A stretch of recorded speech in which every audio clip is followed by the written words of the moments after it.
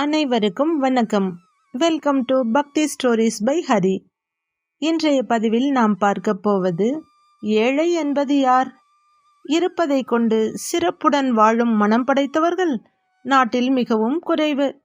அப்படிப்பட்ட குணம் கொண்ட அரசன் ஒருவன் எப்படி உண்மையை உணர்ந்தான் என்பதை இந்த கதையின் மூலம் பார்க்கலாம்.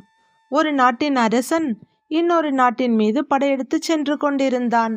வழியில் ஒரு காட்டை கடக்க வேண்டி இருந்தது. அங்கே ஒரு முனிவர் தியானத்தில் அமர்ந்திருந்தார்.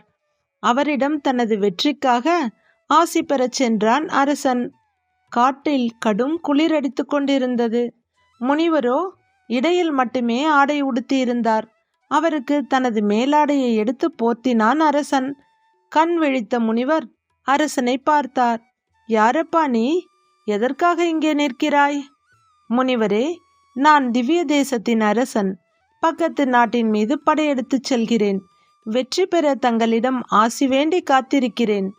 அரசரை பார்த்த முனிவர், சரி, எனக்கு அணிவித்த இந்த மேலாடையை எடுத்துக்கொள் என்றார். உங்களுக்கு குளிரும் என்றுதானே என்று அரசன் சொல்லிக் கொண்டிருக்க இடைமறித்தார் முனிவர். எனக்கு தேவையில்லை மகனே, நான் ஏற்கனவே பணக்காரன். இந்த சொத்தையும் சேர்த்து சுமக்க நான் தயாராக இல்லை என்றார் அந்த தவசிரேஷ்டர். என்னிடம் இதுபோல பல சால்வைகள் உள்ளன. அதில் ஒன்றைத்தான் தங்களுக்கு கொடுத்தேன். இதை ஏற்பதில் தங்களுக்கு என்ன தயக்கம் என்றான் அரசன்.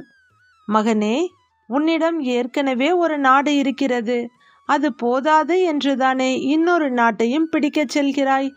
அப்படியானால் உனக்கு தேவை இருக்கிறது என்றுதானே அர்த்தம். தேவை உடையவனே ஏழை.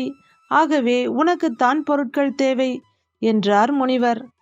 அரசனுக்கு துறவியின் வார்த்தைகள் ஈட்டியால் குத்தியது போல இருந்தது.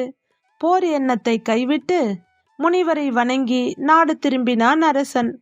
தேவைக்கு அதிகமாக பொருட்களை வைத்திருப்பது திருட்டுக்கு சமம். உலகில் எத்தனையோ பேர் அடிப்படை தேவைகளை கூட நிறைவு செய்து கொள்ள முடியாமல் துன்பப்படும் போது நாம் தேவைக்கு அதிகமாக வைத்திருந்தால் அது மிகப்பெரிய பாவமாகும். கதையை கேட்ட படித்த அனைவருக்கும் நன்றி. கதை பிடித்திருந்தால் லைக் செய்து நமது சேனலை சப்ஸ்கிரைப் செய்து கொள்ளுங்கள். நன்றி, வணக்கம்.